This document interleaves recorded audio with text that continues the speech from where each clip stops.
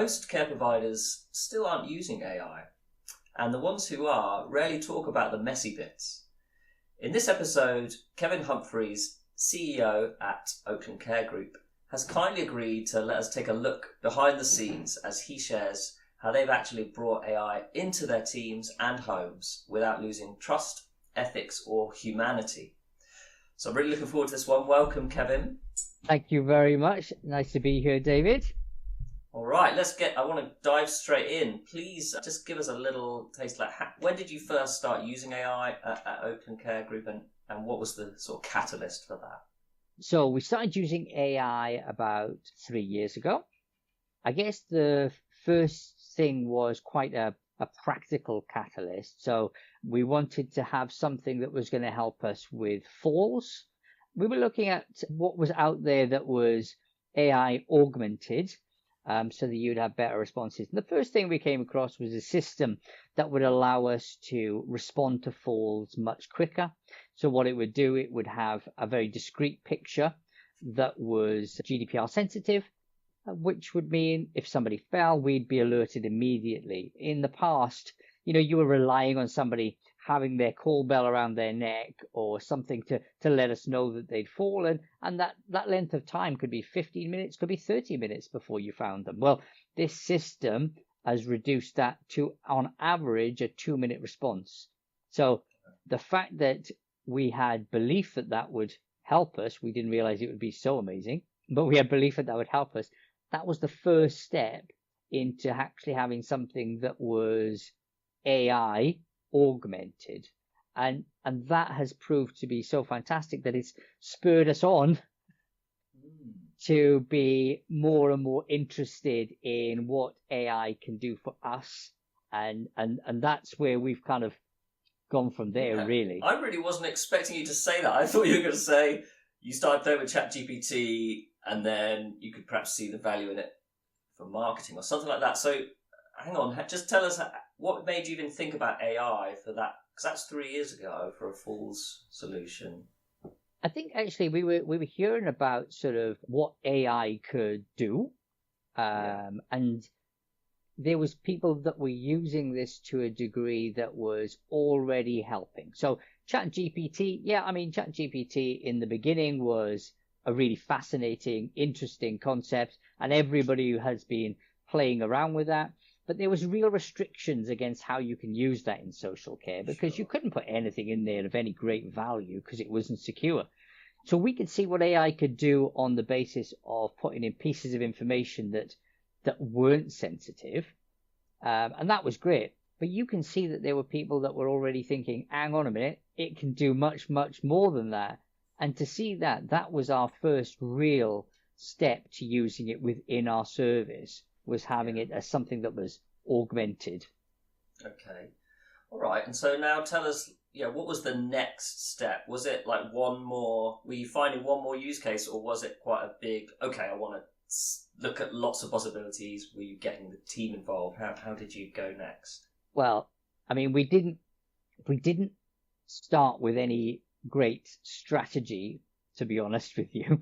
But we did start off with some principles. So we decided that if we were going to use it, we needed to be doing it in a way that was going to be safe and had some rules around it.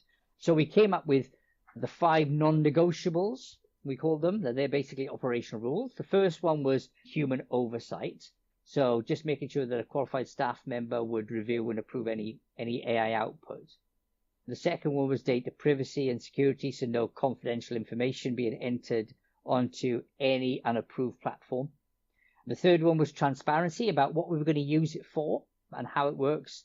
The fourth one was fairness, because we knew that there was bias, because of course it uses all the information that's out there, and a lot of that information has bias, and therefore it can be introduced.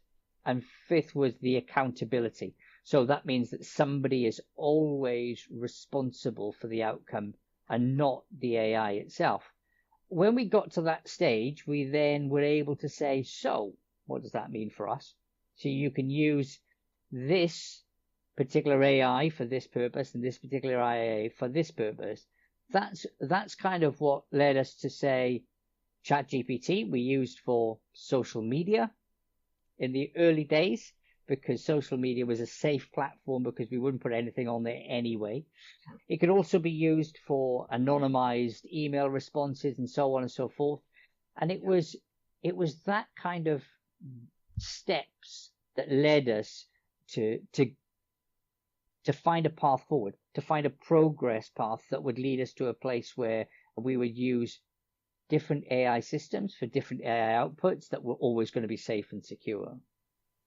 And what do you have now? Like you mentioned that back then, you didn't start with a strategy, you just started figuring it out as you went. Like at this stage, so you're like 3 years in now, do you have like a kind of roadmap or some formal documents? Yeah, no, absolutely, you're right. So where it's led us to today is we use 2 particular pieces of AI.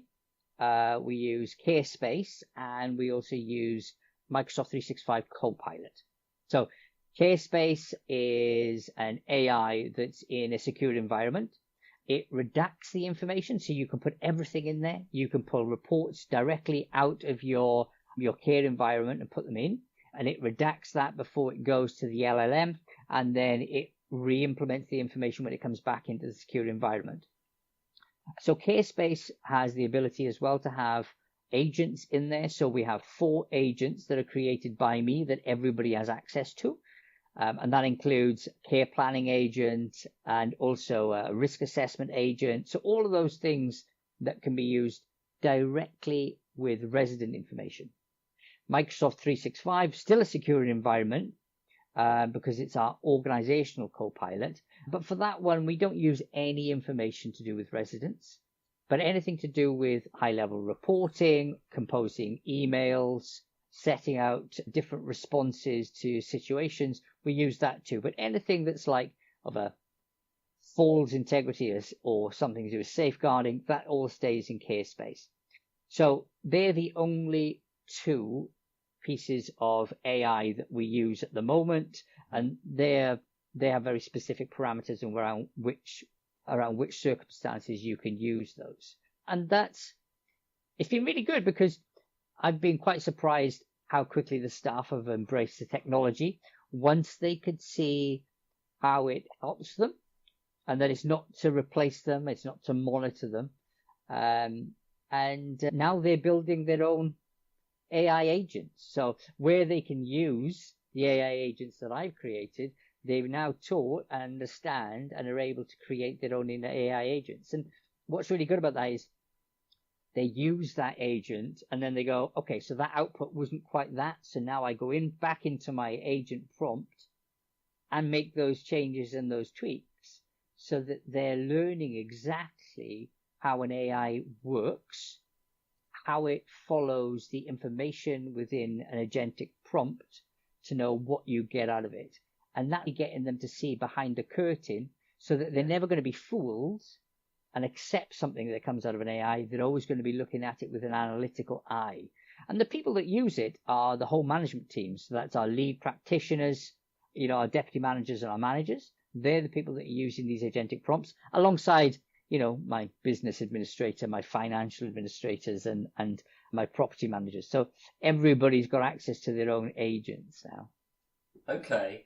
Yeah, give us a bit more detail then can you give us some more examples of agents that people have created and what role they were in? Yeah, so a good one would be, the lead practitioner, she created an agent that is specifically to help with S42 investigations following a safeguarding.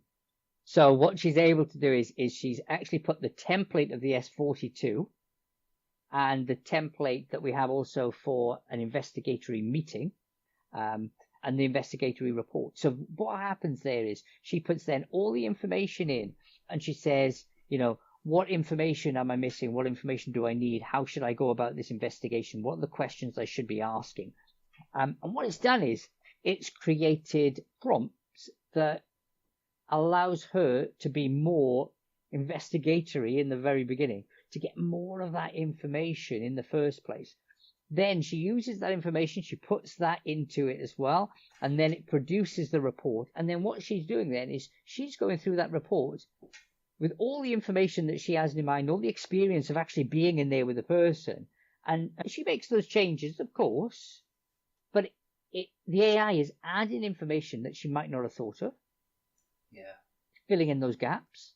It's also giving her questions as to, yeah, but is that right? Is that right? Is that a conclusion? And it might mean that she even goes back and asks more questions because of what the AI is producing. So we're ending up with much more robust, informative S42s. That's just one example, So yeah, it really does just open up so many possibilities. It never replaces somebody. It could never replace somebody because it takes that person's experience, that person's intuition that an AI can never have.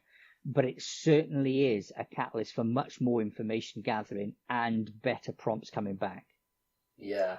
Wow, that's amazing. And I love the way you've really drawn out and emphasised that person's experience and just being augmented by the AI, and the fact that if I were to use that prompt with my zero understanding of an S42 whatever, then the output would be far, you wouldn't be able to trust it, basically. Okay, brilliant. So we've dived quite a fairly advanced use case. In fact, very advanced use case, I'd say, for the kind of folks we're talking about, the situations. But just to highlight the point, like that person's kind of tech background, what would it be? Yeah, that's not what it would be. No, definitely not. So that's the really good thing about this, right? Is it's really easy. Okay, so they wanted to create something that was going to help them. And one of the things that was going to help them was having the assistance to write the S42. It's a challenge. I mean, S42s as an investigatory piece of safeguarding is difficult anyway. You want it to be really, really good. You want it to be robust. And she wanted something like that. So she was in the AI training and she came up with an idea. And we discussed that idea. I helped to create that AI agent, but she's able to go back and tweak that now as she moves forward. So she understands what she's done. She understands exactly how it works. When it comes to implementing it, it's so much easier because you just click on, add a document. She drops in the investigatory document. She drops in all the meeting notes, and it therefore really, really helps and guides her through that process. When it comes to how tech she is in particular, not, I mean, in fact, if I went back a few years ago, I would probably say email Outlook was a challenge. So she's come a long way and her confidence is building up all of the time. And the fact that AI is making her, when it comes to tech and what she's doing, much more independent, actually is giving her the confidence to grow as an individual. She's becoming much more confident, independent in her everyday work and producing much more detailed information and documentation than she would have done before AI. Have you been, would you say you've been quite surprised, really, by the way that staff engaged with these technologies? Yeah, absolutely. I think my teams took a bit of convincing in the very, very beginning. But as soon as they could see the value of AI, how much time it was going to save them, how much better it was going to help them produce things by filling in the gaps, pulling in more information that they could do in the time that they had, but also in freeing up their time. So particularly when I'm talking about the whole management team, it frees up their time to spend with their staff teams as well as with residents. But if you spend more time with your staff teams, actually you get more out of your staff teams. So it's a win-win any way you look at it. It's a win-win. And so my teams actually really did get excited at the prospect, much more than I would have expected. And they've been coming to me and saying, Kevin, I want to create an AI agent that does this. I've started to do this. What can I do about that? How can I make it do? And so they're learning as they go, which is fantastic. And they're using Microsoft 365 Copilot to help them write their agentic prompts for CareSpace. Wonderful. Oh, okay. That's interesting. Yeah, brilliant. So they're using one system to write a prompt for them for another. Yeah. Yeah, brilliant. Okay. Can you share, because obviously, you're talking very anecdotally about the impact it's having, at Oakland Care. So can you share like a specific example of how it's made a measurable difference? Yeah, so the one that jumps to mind really is the one that I think is most measurable. So one of the things that we find is when we get a new resident coming in, we go off and we do our a pre-admission assessment of them, and what happens after that is that it takes around 4 hours to write a care plan from start to finish. Well, now it takes around 20 minutes, and if that isn't a huge impact, I don't know what isn't. So what they do is they have all the information to hand. They put it all into the care planning agent within CareSpace, and it brings all that information out in the format that we need it, written in the way that we want it. So it's person-centered. It's all about that individual. And because they put in really detailed information, it doesn't fill in any gaps. Everything is about that person. So it's very person-centered. It's written in the first person. It's written in the areas of what are the outcomes that we need, how are we going to achieve these outcomes, what are the risks, how do we manage that. It really is fantastic. They read it through, they make sure it's appropriate, they add it to the care system, and then a second person comes in and signs off that is what we would expect from a well-written care plan, so that there are two people involved, because a care plan is so important within what we do. Yeah. I guess, yeah, so that whole use case, just really understand. Tell us, actually, what's the best way? Our next question, let's move on to that and it'll cover it, I think. So I know you said that AI is only as sort of powerful as the information you give it. So can you just explain what you mean? You've used previously this term rubbish in, rubbish out, and how you approach data quality. Okay, so I think this is actually really important, and it really is central to everything you do. I mean, rubbish in and rubbish out, we've used that for years, and it's never been so poignant as it is now with AI. If your care records are incomplete, inconsistent, inaccurate, or even the AI system, is given inconsistent, inaccurate, incomplete information, will literally hallucinate in between. So you'll get the pieces of information reflected back at you that you put in, and where there's gaps, AI will guess and fill it in, right? So we've done two things, really. So the first thing was we did a data quality audit, and I think that's a really important place. That's almost like, in hindsight, that's the most important place to start from, just to make sure that everything in your records is up to date, it's accurate, and it's well written. Because by well written, I mean it's got to be detailed, it's got to be informative. You don't want something, about mobility, Flossie has mobility issues. That's not gonna mean anything to an AI. What it needs is a very detailed information about what's their gait like, what equipment do they use, how long have they had difficulties, what's the cause of the difficulties. So lots of different pieces of information. Then when you put that into an AI, it will actually have the level of data that it needs to give you a fantastic response, whether that's a risk assessment or a care plan or an action plan to address the needs that is for that individual. So it's definitely rubbish in, rubbish out, or excellent data will come out. Yeah, it's so important. And I think people might have heard that term before. I don't think you actually used that term in that explanation, but people may have heard the term like hallucination, AI hallucination, which just means basically AI is making stuff up. And so, yeah, the point that you're making of if the detail is in there in what you're giving the AI, then it won't have that instinct. The need. That's the word. So the other thing that we've done actually to address that situation is when we've created because generic AI, it just will hallucinate because it wants to give you what you've asked it. But because we've created these agents, one of the parameters that we put into all of our agents is if you don't have the information, ask the direct questions that you need. And what that means is that our team will put in all the information, but sometimes it will come back and say, so I need a bit more additional information before I can complete the task that you've asked me to do. And then it'll ask the question. So it's actually almost helping us. to prevent that hallucinatory response and having some rubbish come out. Yeah, very smart.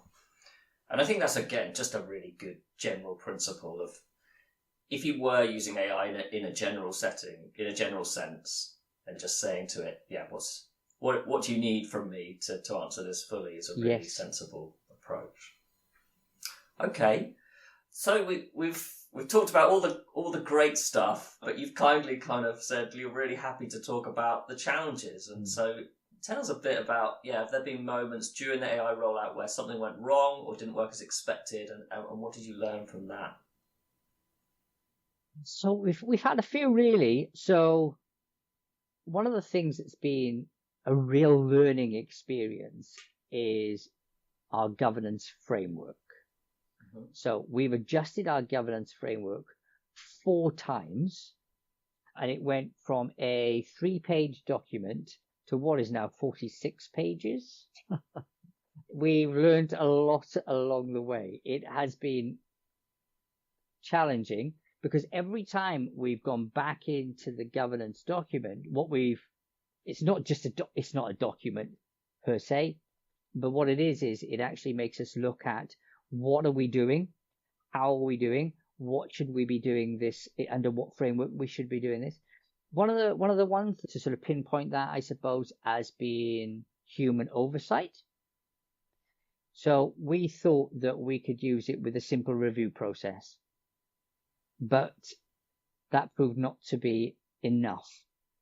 So we started to have somebody would review it and somebody would then put it into the system, but actually we realized that we needed to put a lot more detail in that. So that was where we said, okay, so first of all, we needed to be asking the questions of the human that it didn't know.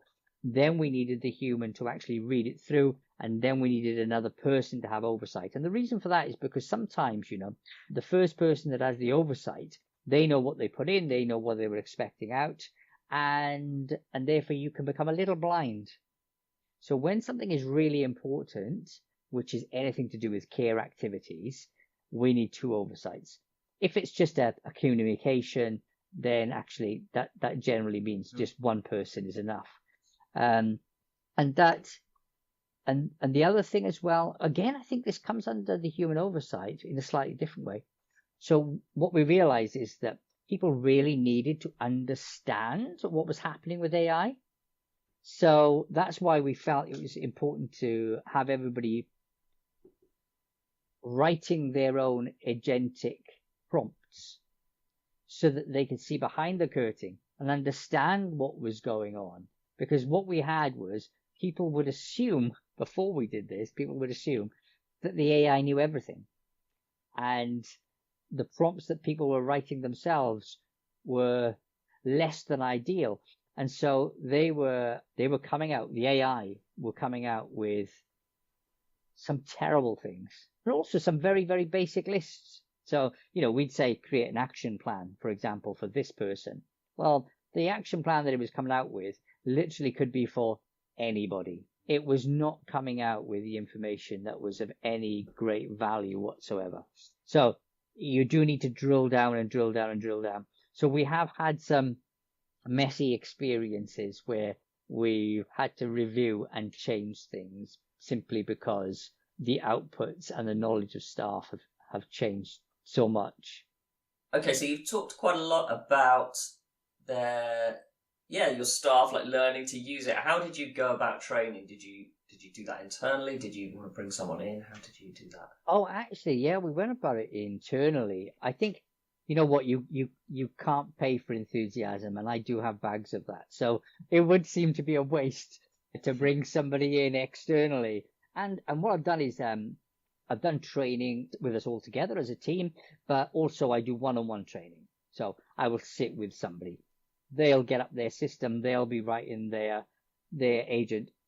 In addition to that as well, they'll actually say to me, look, I've got a problem with this agent because this is what I've put in and this is what I've got out.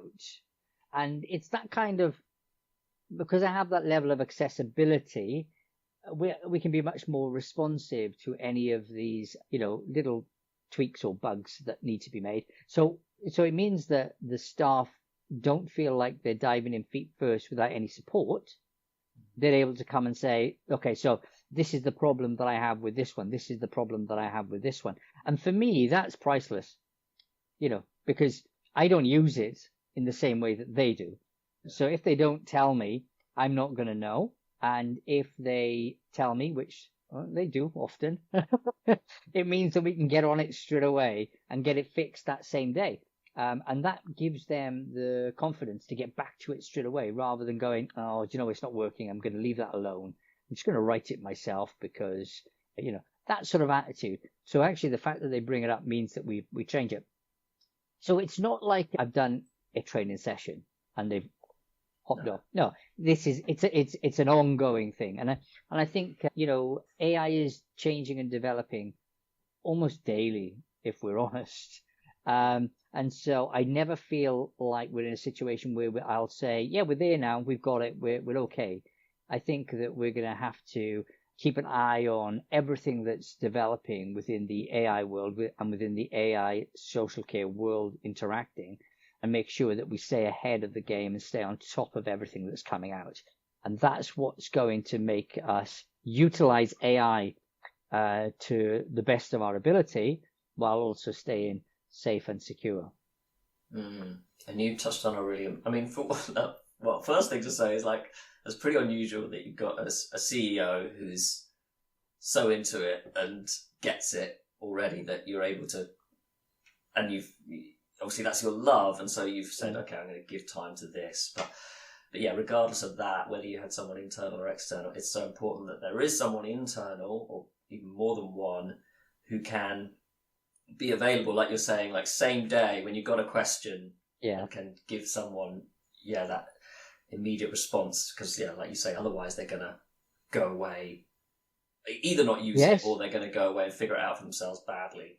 Or be just dispirited by the whole event, And I'm the driver, right, of these things because of my abundance of enthusiasm. But at the same time, I have actually got members of the management team that are probably equally as enthusiastic, actually, and therefore they will help and support others too, and that's priceless, because that means I only get some of those questions when they become, very, very niche, maybe.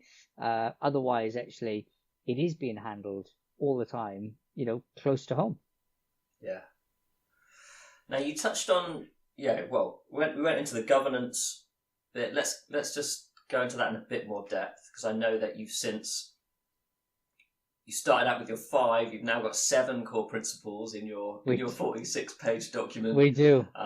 So there's truth, transparency, equity, trust, accessibility, humanity, and responsiveness. So we won't go into depth on each one, but could you just tell us, how do you actually operationalize those in practice? And then, let's touch on a couple of those. So I'd love to say that we've operationalized all of those. What I would say is that we have operationalized them to a degree, and we are still managing them. So I'm going to pick on one of them if that's all right. So hopefully they're fairly self-explanatory to a degree, but transparency. So that's just about being open about AI systems in our workplace and how we use them. And that's the one that I'm still working on the most. So what we've done with that one, the other ones we've done really well with. The transparency one, I feel, is almost like a progress path. It's something that you continue to do all the time.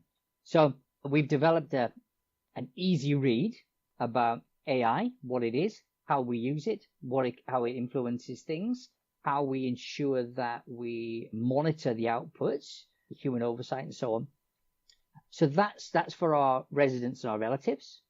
They have the opportunity to know which ones of their care plans has been AI augmented. So every one of them is labeled. We know who it was written by, which AI was used, which will always be CareSpace, and who had the additional secondary oversight.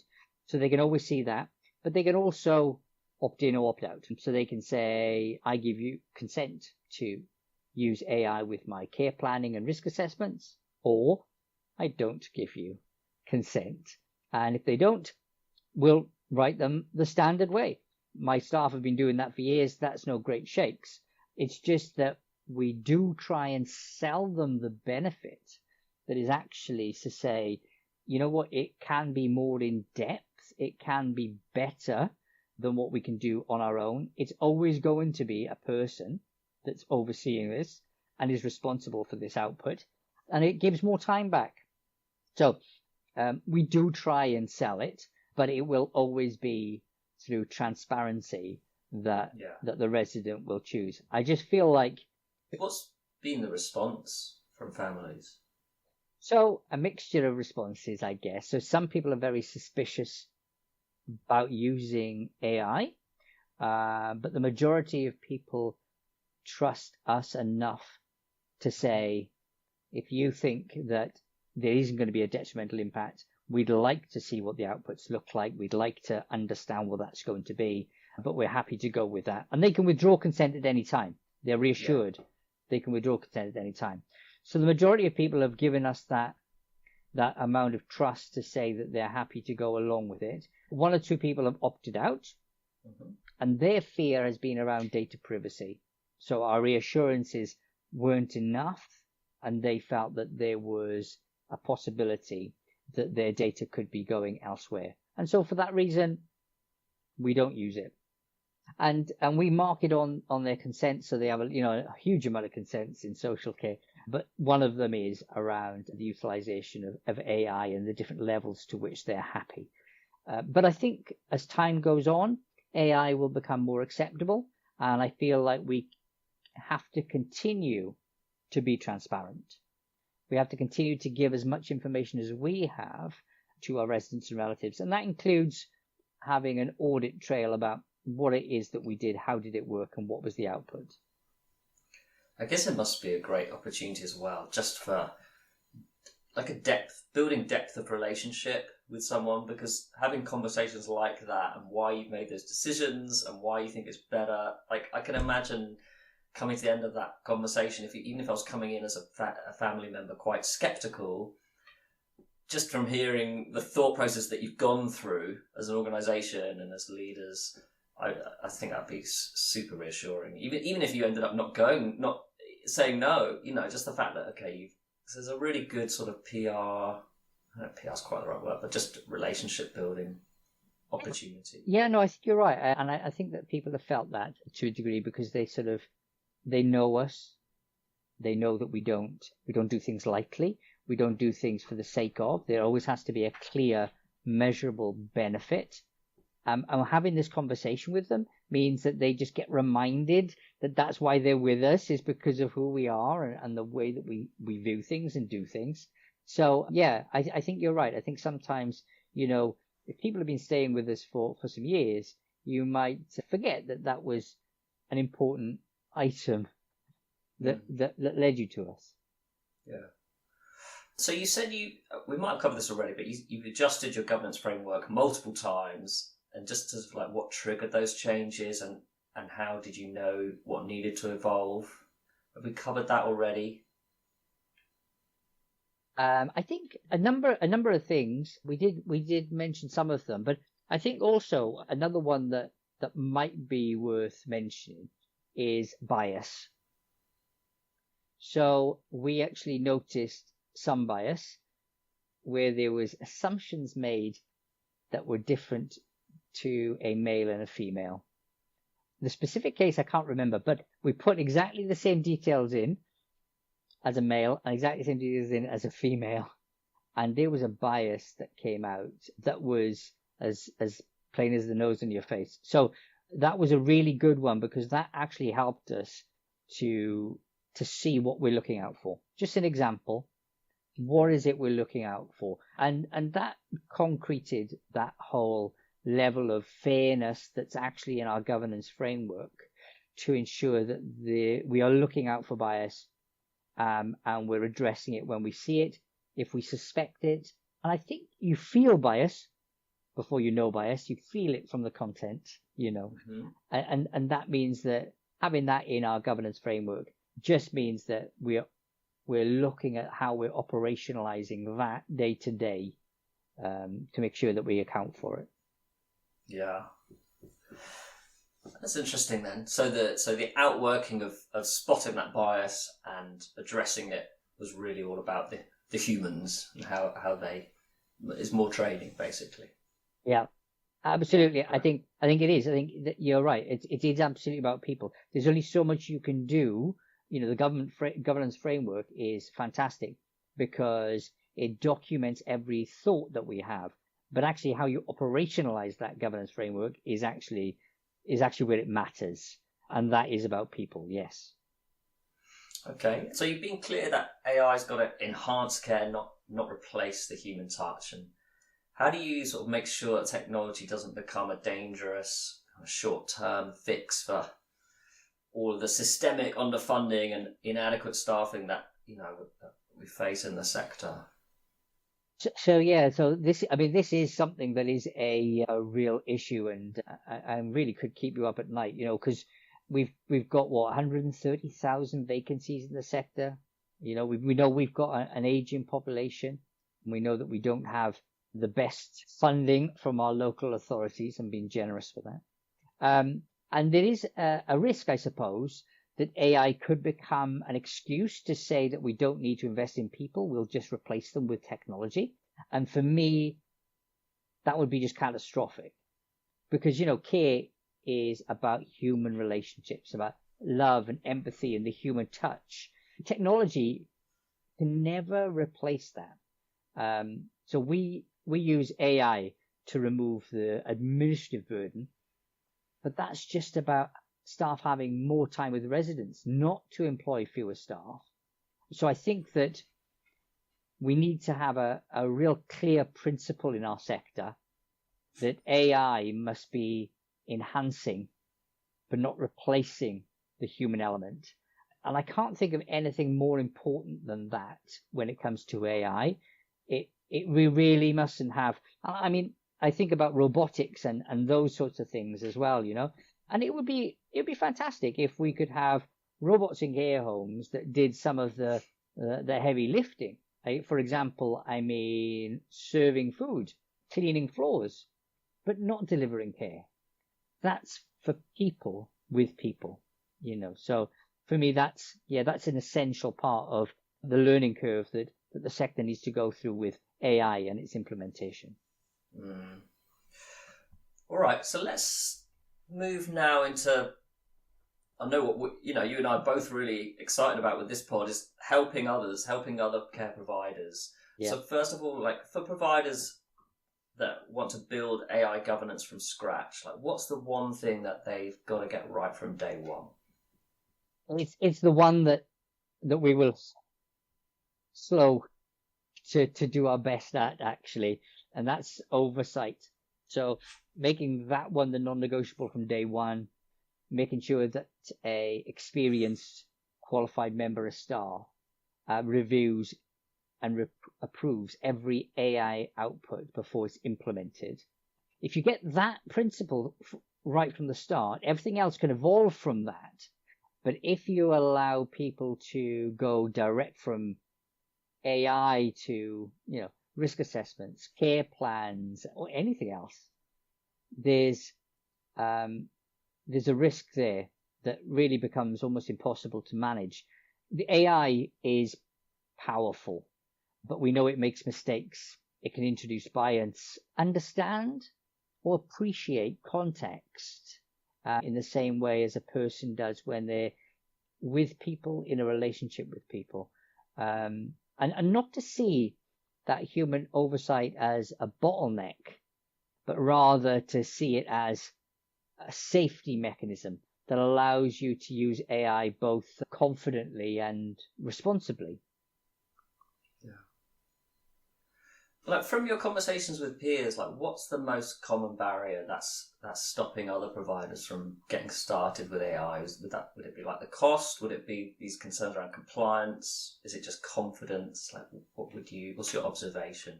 Mostly, everybody's got different points of view, of course, but I think for the majority, it's confidence. I think they don't feel like they know enough about AI to make a good decision about it.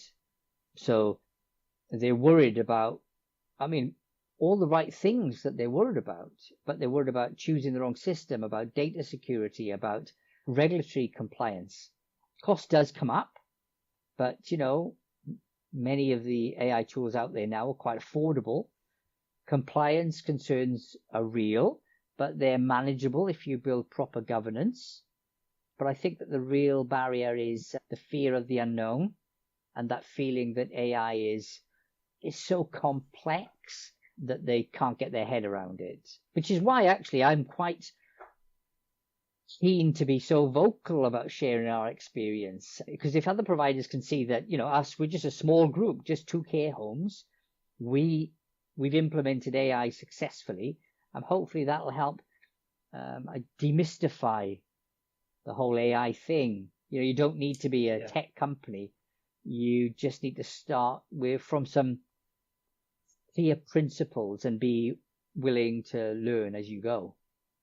Yeah, I mean, and I can see like there's a really natural inclination there as a leader to be like, well, no one else is doing it right now, so I'm not in any rush. And this is how how I came across you, is because you were sharing on LinkedIn, and you were sharing a kind of exhortation, I suppose, perhaps part warning as well, to saying, look, this is very much like the switch from paper to digital, yes. And those that didn't get on board got left behind in a way they couldn't really ever catch up. And so you were kind of warning, look, don't just stand on the sidelines. And so what would you say to a care leader who feels like, oh, okay, I'm already miles behind, I've missed the wave? And what would you say? So, I mean, absolutely they haven't. The technology is here right now and it's accessible. The only question really is whether you want to jump on the wave now, or in a couple of years' time find that you'll spend the next 5 years catching up. AI is moving, 10 times faster, if not more, than the digital care records ever did. So don't wait. You haven't missed the wave. It really is early doors still. But that gap is widening every day that goes by now. And if you start now, even with something small, you begin building the knowledge and your confidence and looking more and more into those governance frameworks that you need. And I'd suggest starting with a specific problem. Find a pain point that you want to address with AI. It could be, reducing time spent on care plan documentation or improving incident response, but something tangible. Find something that's real, that means you can find a tool that will address it, get that governance around it, and then expand from there. When we started a few years ago, we started with exactly the same uncertainties as anybody starting now. It's, we didn't have anything different to help. So I think we're still at the early doors. It's still time to jump on board. It's not too late to get started without a shadow of doubt, and actually, get on now, but don't leave it. Don't leave it. Start small. Don't jump in 2 feet, but it's a good time to start. Because you have mentioned, that it's not perfect. There's issues with bias, for example. Like, why not just wait until those because that's still quite a key thing. Why not just wait until that gets fixed and then get involved? That's a really good question, actually. But I think what I would suggest is that the learning and the confidence building and the governance frameworks are the things that will be the most important. Staff take a long time as well to catch up. So you as a leader will have an idea that you want to implement. You'll bring your staff along with you. And so the longer you